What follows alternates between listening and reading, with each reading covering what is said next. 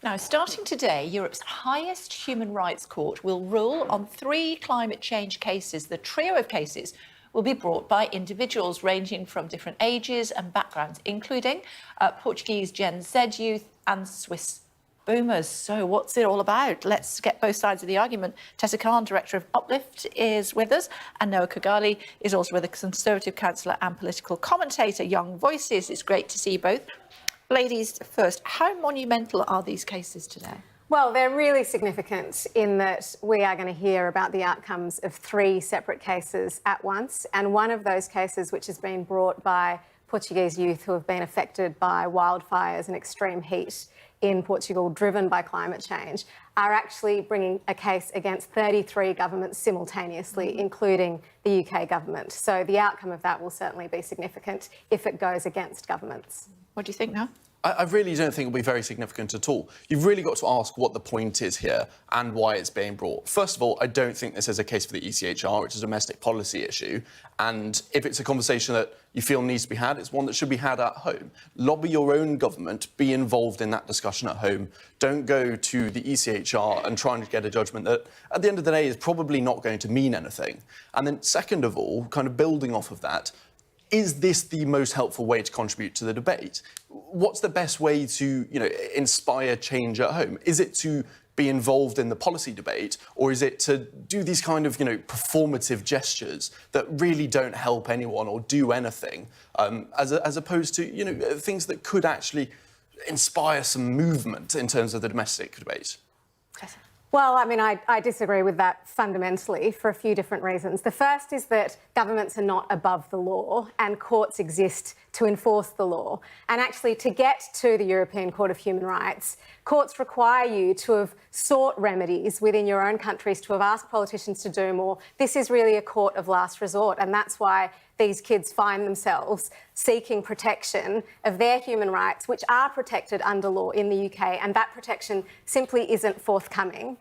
The other thing I would say is that we've actually seen courts playing an incredibly significant role in ensuring that we are on a pathway to stave off catastrophic levels of climate change. This isn't just about what's happening at the European Court of Human Rights. There have been cases in the Netherlands, in Germany, in Belgium recently, all of which have led to governments accelerating their action to address climate change. And the truth is that governments on their own simply aren't moving fast enough. And that's why in the UK we recently had a decision by the High Court in a case brought by Friends of the Earth and Client Earth that showed that the government's not on track to meet its own legally binding climate targets. So this is simply about courts enforcing the law. It's not performative. It is a fundamental part of our democracy.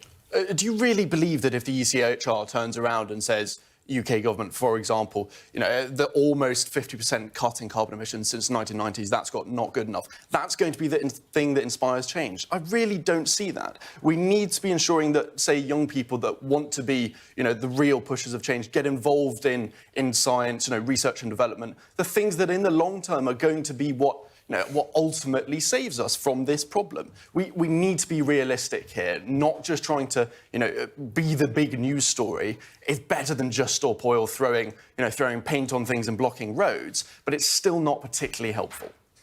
I mean, young people in the UK already are incredibly involved in pushing for more action on climate change. They are some of the most vocal and active parts of our society. And so this decision, and I say this as a lawyer who's been involved in litigation, going to a court is always something that you do when you are desperate, when everything else appears to be failing. And as I said, we've had rulings from courts in the UK that show that the government is off track to meet its climate goals. You've had the UK government just approve a massive new oil field, the Rosebank oil field. We are legally challenging that decision alongside Greenpeace in court because governments simply aren't doing enough when they are left to their own devices. And the UK government has previously abided by rulings of the European Court of Human Rights, but I don't think that what the European Court of Human Rights today decides is really the issue. The point is that we are seeing a wave of legal action against governments around the world, and that's because on their own they're simply not doing enough.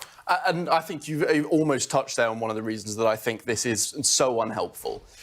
Climate policy on its own cannot be the only goal of any government. Domestic energy production, for example, is so important for something like national security that you can't just look at climate policy in a vacuum. When you look at the world like it is today, look, there's so much turmoil everywhere you look. I would like to know that we are, first of all, safe and have a long-term plan. You can't just look at one piece of policy, something like an oil field, in the vacuum, and completely ignore the state of, world energy production. I couldn't agree more, and I actually think that the thing about addressing climate change at the moment, and it's not just some abstract issue, there is reporting of flooding in Sussex just today. We've actually had 18 months of record rainfall in the UK. That's affected the ability of farmers to conduct their business. People's homes have been flooded, transport networks have been disrupted.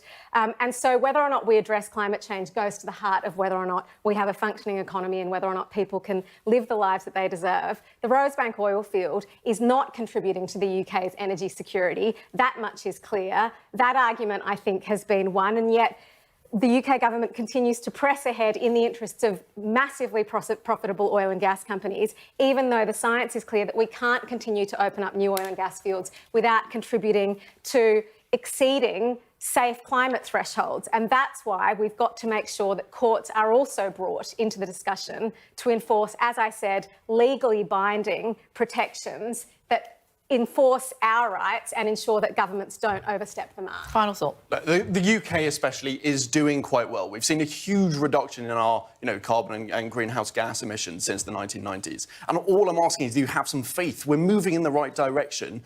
This argument where we constantly say we're not doing anything really isn't particularly helpful. Have some faith. We are moving in the right direction. Almost everybody is on the same train. We really need to move forward here. Stop shouting from the sidelines. Be positive and celebrate the successes that we have found, even though we can always do more. We are out of time, but fascinating debate. Thank you both very much indeed for joining us. Much appreciated. Thanks so much. Thank you.